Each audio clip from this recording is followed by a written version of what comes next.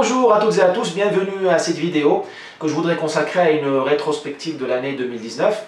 Une rétrospective très personnelle puisque je voudrais la commencer par le moment africain de M. Macron qui, en Côte d'Ivoire, a déclaré que la colonisation a été une erreur de la France, une faute de la République.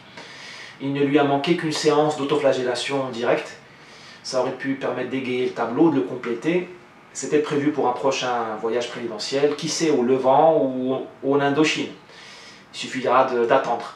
Ce moment africain de M. Macron a cristallisé, à mon avis, l'esprit du temps et la mentalité d'un establishment qui est le nôtre, qui est extrêmement arrogant et suffisant, au point de jeter aux orties 100 ou 200 ans de politique étrangère de la France, son rayonnement international, et même l'héritage du passé, puisque Macron n'est pas le président d'une nation en émergence, il est quand même le président d'une nation du G7, le président d'une nation qui a le droit de veto à l'ONU. Ça ne s'est pas fait sous sa présidence. Ça a mis du temps. Les Français ont fait beaucoup de sacrifices, ont sédimenté beaucoup de progrès, beaucoup d'avancées sur plusieurs décennies pour devenir une nation qui compte. Et M. Macron n'a pas eu grand-chose à faire à part se faire élire, et il a trouvé une nation qui fonctionne et qui a un rayonnement international. Ces gens qui critiquent pour avoir colonisé l'Afrique, ce sont ceux-là même, qui ont fait le sacrifice, qui ont permis de disposer d'une nation où il y a un État et un peuple extrêmement riche. Un État fort, c'est pas donné à tout le monde, surtout pas en Afrique, où il s'est rendu récemment. Et puis un État riche, un peuple riche, riche de son capital humain, la seule richesse qui compte. Et en Afrique, au Moyen-Orient, la plupart des pays du monde, à la limite, les présidents de la République ont tous les problèmes à régler simultanément. Le réchauffement climatique, la désertification, l'impatience de la jeunesse, le djihadisme, le fanatisme, la corruption, la mauvaise gouvernance, l'absence d'État ou la faiblesse de l'État, la révolution industrielle, la révolution de l'éducation, que des révolutions, que des ruptures, que des réformes profondes à faire en même temps. Alors que les présidents de la République, qu'il s'agisse de Macron, Sarkozy, Hollande, Chirac ou de Mitterrand, ils ont eu un job assez facile, puisque le pays qui leur a été livré fonctionne déjà. Il avait réglé la plupart des problèmes que les pays du monde, dans lesquels les pays du monde sont encore empêtrés, notamment les pays d'Afrique et du Maghreb, que je connais bien. Donc, chers amis, chères élites, un peu moins d'arrogance, s'il vous plaît. Et cette arrogance, à mon avis, elle vient masquer une impuissance à régler les problèmes de maintenant. On se gargarise des problèmes du passé, on bat sa coulpe sur les crimes du passé, sur les injustices du passé, alors qu'il y a des injustices et des crimes qui sont commis maintenant, qui débouchent sur des contradictions qui ne sont plus des contradictions, sont des fractures béantes. Regardez l'affaire Sarah Halimi. D'un côté, on nous dit état de droit, droit de l'homme, vivre ensemble, et de l'autre, vous avez un voisin qui massacre sa voisine et qui s'en sort avec une déclaration comme quoi il est irresponsable pénalement. Ça s'appelle une fracture béante, ça. On est au-delà de la contradiction. Vous avez féminisme, néo-féminisme, fin du patriarcat, et de l'autre côté, vous avez un violent directeur Twitter, à Grigny. Et devant ces contradictions, vous avez un silence absolu des élites et des gens qui devraient protéger le corps social, la société française, qui se taisent et qui laissent faire. Alors, il s'enfuit, oui, c'est une fuite et une riposte en même temps. À toutes les choses qu'ils ne comprennent pas, ils ripostent par une fuite en avant. Ils mettent le feu à Rome, comme Néron, il y a 2000 ans. On met le feu à Rome, on met le feu à Paris, en montant les uns contre les autres. Alors, les Français de souche contre les Français de branche, les hommes contre les femmes, et ainsi de suite. Or, cette comédie, enfin, ce théâtre tragique, ne va pas durer très longtemps, puisque les gens que l'on veut flatter aujourd'hui, ils ne sont pas bêtes. Ils vont finir par comprendre pour le dire bancalement, qu'on se fout de leur gueule. C'est pas parce qu'on dit aux diasporas qui vivent en France, diaspora africaine et maghrébine, que la colonisation a été le mal absolu, qu'on va les calmer. Elles vont comprendre un jour ou l'autre, et j'espère très rapidement, que leurs places ne sont pas assurées à Polytechnique, à Saint-Cyr, à HEC, à l'ENA, à Normal Sup. Elles vont comprendre qu'on les a spécialisées dans des fonctions d'entertainment, le foot, le rap, l'humour, alors qu'elles veulent voir leurs enfants monter dans l'ascenseur social et devenir neurologue, chirurgien, président de la République, pourquoi pas. On nous parle de diversité à tout bout de champ, on nous parle d'une diversité qui est pleine de ressentiment, on nous parle d'une diversité qui met le doigt sur le peuple français de souche, on nous parle d'une diversité qui qui annule Noël. Vous avez quand même un président de la République qui ne souhaite pas Noël à ses concitoyens. Personne ne lui a demandé ça. Hein. Surtout pas les Français de branche. Hein. On ne lui a jamais demandé d'humilier les Français. Hein. On ne lui a jamais demandé d'enflammer, de jeter aux orties, de brûler l'héritage judéo-chrétien de la France. Jamais. Ce que la diversité demande et exige, ce sont des places au soleil. C'est un peu de sérieux. Alors, plus on nous parle de diversité, moins elle est incarnée. Moi, je voudrais bien que le président de la République En Marche soit issu de la diversité. Que même le président de la République ou que le ministère des Finances soit assumé par des gens de la diversité. On a marre d'être que des rappeurs, des footballeurs ou des humoristes ou je ne sais quoi encore. Or, cette diversité-là n'est pas au rendez-vous. Donc, nous sommes dans une espèce de gouvernance qui ne sait pas où elle va. On nous dit, on détruit le monde d'avant. C'est Rome qui brûle. On nous dit, voilà, on ne nous fête plus Noël, la colonisation c'était pas bien, l'histoire de France a jeté aux orties, nous sommes une bande de colonisateurs. Mais qu'est-ce qu'on propose à la place? Rien. Sinon le ressentiment, une espèce de vendetta perpétuelle de tous contre tous, une vendetta de basse intensité puisque le pouvoir n'est pas inquiété, mais une vendetta, enfin de multiples vendettas quand même. Alors comment s'en sortir? D'abord ne pas tomber dans le piège qui est tendu, ne pas tomber dans le piège du ressentiment. Et il y a une seule France. Une seule, pas plusieurs. Il n'y a pas plusieurs France à plusieurs vitesses. Il n'y a pas de place en France pour deux romans nationaux. Il n'y en a que pour un seul. Il faut donc faire une place à cette France, à ces Français de branche. Il faut rassurer les Français de souche. Et pour cela, il faut inventer une nouvelle utopie. Il faut inventer une promesse. Il ne sert à rien, pas à grand-chose. Je corrige ce que je viens de dire. Il ne suffit pas de tirer la sonnette d'alarme, de regarder dans le rétroviseur. Il faut aussi regarder dans le pare-brise, regarder en face. La France a plein de promesses devant elle. La France n'a pas que des ennemis, la France n'a pas que des périls qui l'attendent au tournant.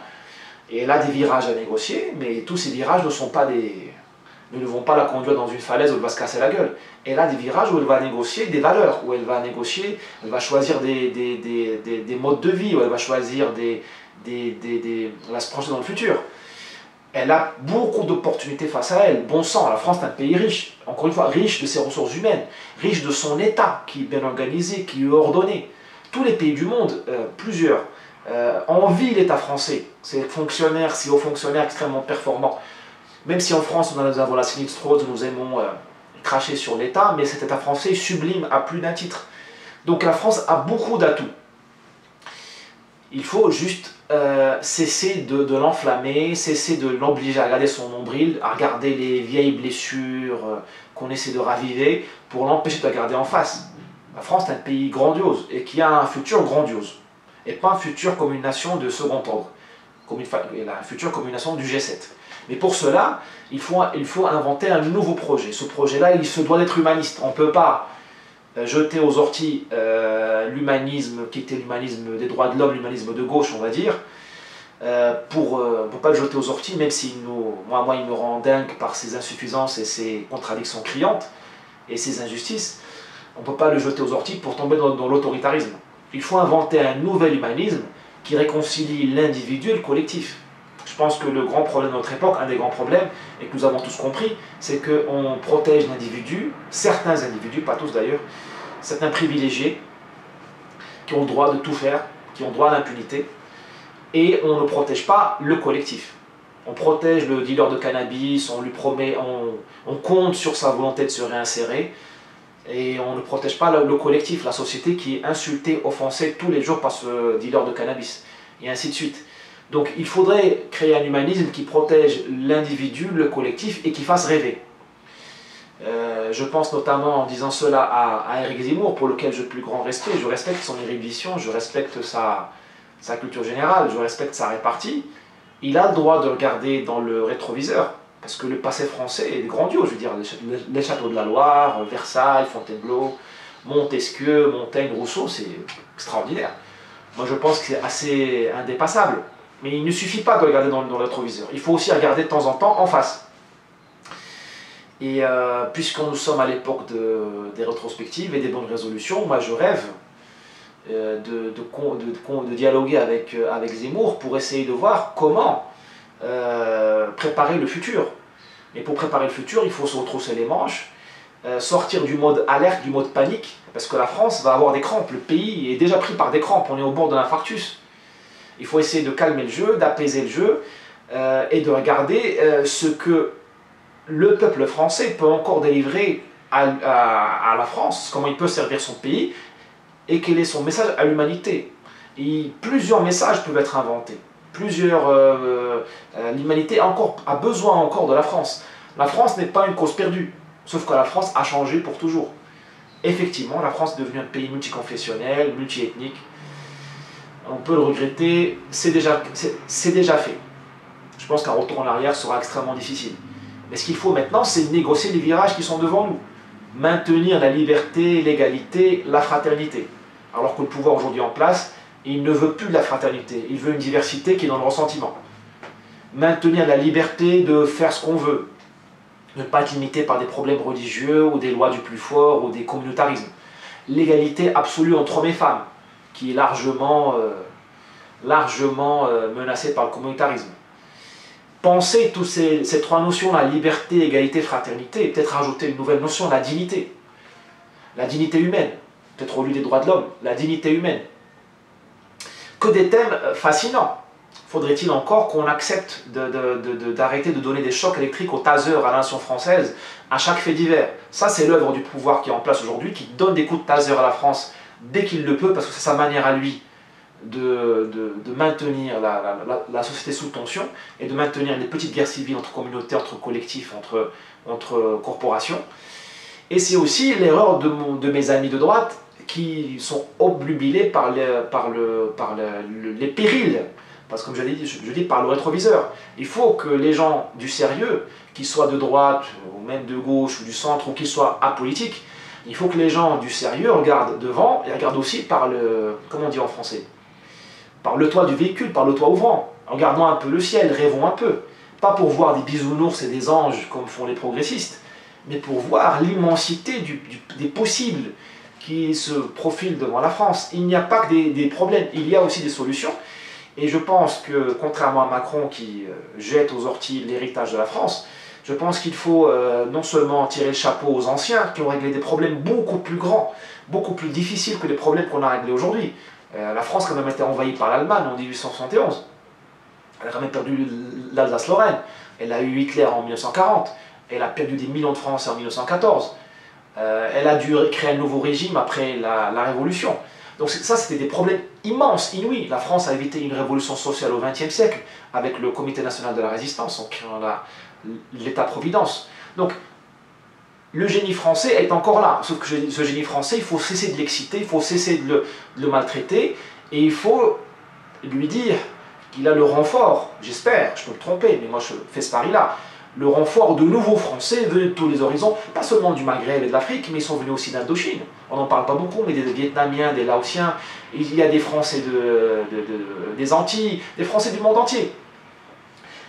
On les voit à l'armée, dans la police aussi, dans l'État, sauf qu'ils ne font pas parler d'eux, parce qu'on ne braque jamais le projecteur sur les gens qui vont bien. On braque toujours sur les gens qui ont des casiers judiciaires, sur les gens qui fréquentent le président de la République. C'est peut-être un hasard. C'est peut-être pas un hasard, peut-être pas une coïncidence.